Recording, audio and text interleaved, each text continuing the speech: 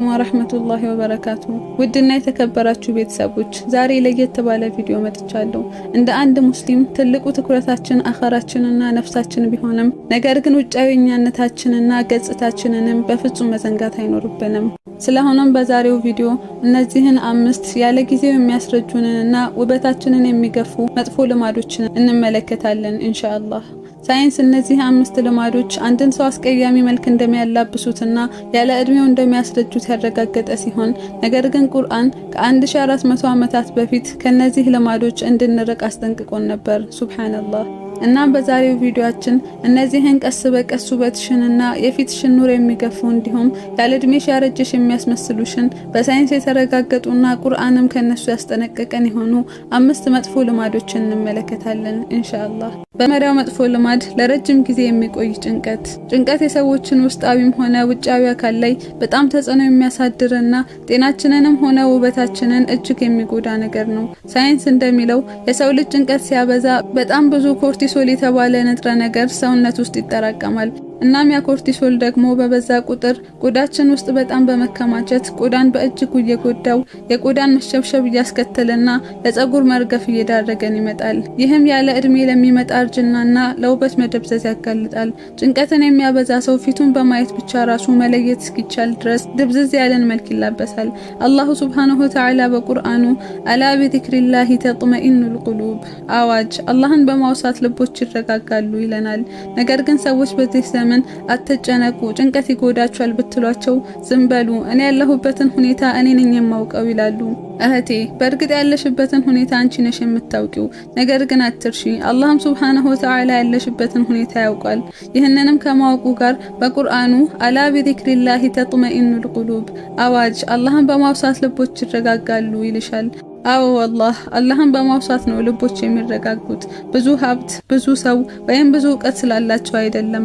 ስለሆነም ነገሮችሽን ሁሉ ለአላሁ ሱብሃነሁ ወተዓላ ስጪ። ሁሌም የሚያስጨንቅሽ ጉዳይ መጥቶ አእምሮሽን በሞላው ጊዜ ሐስቢ አላህ ወኒዕመል ወኪል አላህ በቂ ነው ምን ያምር መመኪያ የሚለውን ዚክር ደጋግሚ። በአላህ ይሁንብኝ የዚህን ዚክር የመደጋገም ውጤት በህይወቴ ተመልክቼዋለሁ። ፍጹም የሆነን ውስጣዊ ሰላም ነው የሚያላብሰው። በተጨማሪም ምንም ብታደርጊ መለወጥ በማትችል ጉዳይ ላይ ከመብሰልሰልና ባለፈ ነገር ላይ እላፊ ከመጸጸትና ከመቆጨት ራስሽን ጠብቂ።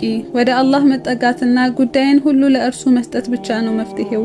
ካለዚያ ግን ደስታሽን ብቻ ሳይሆን ውበትሽንም ታጫለሽ። ሁለተኛ የተስተካከለን እንቅልፍ አለማግኘት። እንቅልፍ የአላሁ ሱብሃነሁ ወተዓላ ከእዝነቱ የሆነ ስጦታ ነው። በቁርአኑም ሱረቱል ነባ አንቀጽ 9 ላይ ወጀዐልና ነውመኩም ሱባታ እንቅልፋችሁንም ለእናንተ እረፍት አደረግንላችሁ ይለናል።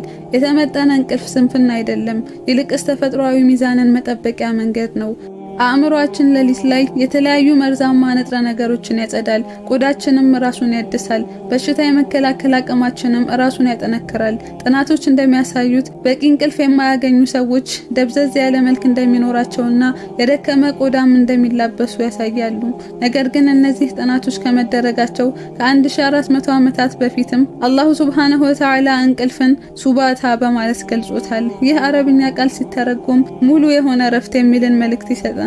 ሙሉ በሙሉ ሁሉም ሰውነታችን ረፍት የሚያገኝበት ማለት ነው። ሱብሃንአላህ። ቁርአን ሳይንስ ከማውራቱ 1000 ዓመታት በፊት አስቀድሞ ነግሮናል። የተስተካከለ እንቅልፍ ማጣት አእምሮአችን ትኩረቱን እንዲያጣ፣ ገጽታችን እንዲደበዝዝና የሰውነታችን እድገትም እንዲስተጓጎል በማድረግ ውበታችንን ያሳጣናል። ሶስተኛው መጥፎ ልማድ አሉታዊ ንግግርን ማብዛት ነው። በጣም በሚያስገርም ሁኔታ መጥፎ ወይም አሉታዊ ንግግሮች ማለትም ሐሜት፣ ስድብ፣ ሁልጊዜ ማማረር የመሳሰሉት አሉታዊ ንግግሮች የሰውነታችንን በሽታ የመከላከል አቅም እንደሚያዳክሙና ሰዎች በሚመለከቱን ጊዜም እንድንከብዳቸው እንደሚያደርጉን ሳይንስ አረጋግጧል። ቁርአን በሱረቱል ሁጁራት አንቀጽ 12 ላይ እንዲህ ይላል ያ አዩሃ الذين آمنوا اجتنبوا كثيرا من الظن إن بعض الظن إثم ولا تجسسوا ولا يغتب بعضكم بعضا እናንተ ያመናችሁ ሆይ ከጥርጣሬ ብዙውን ራቁ። ከጥርጣሬ ከፊሉ ኃጢአት ነውና ነውርንም አትከታተሉ፣ ከፊላችሁም ከፊሉን አይማ ይለናል። እዚሁ ሱረቱል ሁጁራት ላይ ከፍ ብሎ 11ኛው አንቀጽ ላይም ላ የስኸር ቀውም ሚን ቀውም ሰዎች በሰዎች ላይ አያፊዙ ይለናል። በሌሎች ላይ የምናሳርፋቸው መጥፎ ቃላት ሰዎች ዘንድ ያለንን ደረጃ በማውረድና ስለኛ መጥፎ እንዲሰማቸው በማድረግ ከሌሎች ጋር ያለንን ግንኙነት እጅጉን ይጎዱታል። በተጨማሪም ከኛ አንደበት የወጣ አሉታዊ ንግግር ከሌሎች ቀድሞኛ ጋር ነውና የሚሰማው ምክንያታዊ ላልሆነ ጭንቀትና ለእረፍት አልባነት በማጋለጥ ገጽታችን ላይ ሳይቀር ተጽዕኖን ያሳድራል። አራተኛው ያልተስተካከለ አመጋገብ። የሰዎች አካል ማለት እነሱ የሚመገቡት ማለት ነው ይላሉ።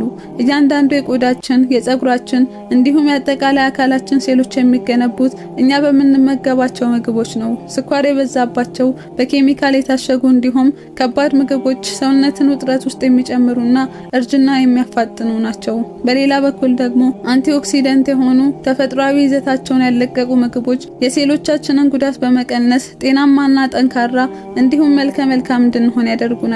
አላሁ ሱብሓነሁ ወተዓላ በቁርአኑ ሱረቱል በቀራ አንቀጽ 168 ላይ እንዲህ ይላል፣ ያ አዩሃን ናሱ ኩሉ ሚማ ፊል አርዲ ሐላለን ጠይባ፣ እናንተ ሰዎች ሆይ በምድር ላይ ካለው ነገር የተፈቀደ መልካም ሲሆን ተመገቡ ይለናል። እንደ አንድ ሙስሊም የምንመገበው ነገር ሐላልነት ዋናው ትኩረታችን ሲሆን፣ ነገር ግን አገኘን ብለን ለጤናችንም ሆነ ለሰውነታችን ጎጂ የሆነን አመጋገብ መጠቀምም የለብንም። ካልሆነ ግን ያለ እድሜ ለሚመጣ እርጅና እንዲሁም ያለ ጊዜው ለሚከሰት የውበት መርገፍ ይዳርጉናል።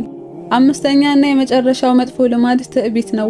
የሳይኮሎጂ ጥናቶች እንደሚያሳዩት ሁሌም ሰዎችን በንቀት የሚመለከቱና የሚንጠባረሩ ሰዎች የሚያምር መልክ እንኳን ቢኖራቸው ሌሎች ዘንድ ግን ደባሪ ሰዎች ነው የሚሆኑት። ቁርአንም በሱረቱል ሉቅማን አንቀጽ 18 ላይ ወላ ቱሰዒር ኸደከ ሊናሲ ወላ ተምሺ ፊል አርዲ መረሓ ኢነላሃ ላ ዩሒቡ ኩለ ሙኽታሊን ፈኹር፣ ጉንጭህንም በኩራት ከሰዎች አታዙር፣ በምድርም ላይ ተንበጥረህ አትሂድ፣ አላህ ተንበጥራሪን ጉረኛን ሁሉ አይወድምና ይለናል። ትህትና ከምንም በላይ የሆነ ውበት ነው። ነገር ግን ኩራትና ትዕቢት የሚያምርን ገጽታ ሳይቀር አስቀያሚ መስሎ እንዲታይ ያደርጉታል። በተቃራኒው ደግሞ ትህትና ብዙም ሳቢ ያልሆነን መልክ እንኳን እንዲያበራ ማድረግ ይችላል። እናም በመጨረሻ መልክሽ የተበላሸና ያለ እድሜ ማርጀትን ራስሽ ላይ ያስተዋልሽ ከሆነ ይህ ነገር እንዲሁ ዝም ብሎ አልመጣም። የረጅም ጊዜ ጭንቀት፣ የረጅም ጊዜ እንቅልፍ ማጣት፣ አሉታዊ ንግግሮች፣ ያልተስተካከለ አመጋገብ እንዲሁም ትዕቢት ናቸው ሳታስቢው በጣም እየጎዱሽ ያሉት። ቁርአንም እነዚህን ነገሮች እንድንጠነቀቅ አስቀድሞ ነግሮናል፣ መፍትሄውንም አስቀምጦልናል። መረጋጋትና ከጭንቀት መገላገል አላህን ሱብሓነሁ ወተዓላ በማስታወስ ውስጥ እንዳለ እረፍትንም በእንቅልፍ ውስጥ እንዳኖረልን ከምድርም መልካምን እንድንመገብ እንዲሁም ስነ ምግባራችን ያማረ እንዲሆን ጠቁሞናል። እናም ውድ እህቴ ሜካፕና የሶሻል ሚዲያ ፊልተሮች አይደሉም የሚያስፈልጉሽ። በቀላሉ ከነዚህ 5 መጥፎ ልማዶች በመጠንቀቅ አላህ እንደፈጠረሽ ውብ ሆነሽ መፍካት ትችያለሽ። እናም እነዚህን 5 ነገሮች ለማስወገድና በተቃራኒያቸው ለመተካት የግድ በጣም የተመቻቸና የተንደላቀቀ ኑሮ ያስፈልገንም። ነገር ግን በቻልነው አቅምና ባገኘናቸው መልካም አጋጣሚዎች ሁሉ በመጠቀም እነዚህን 5 ነገሮች በተቃራኒያቸው በመተካት ራሳችንን መጠበቅ ይኖርብናል። አላሁ ሱብሓነሁ ወተዓላ ነፍሳችንንም ሆነ አካላችንን ሰላማዊና ጤናማ እንዲያደርግ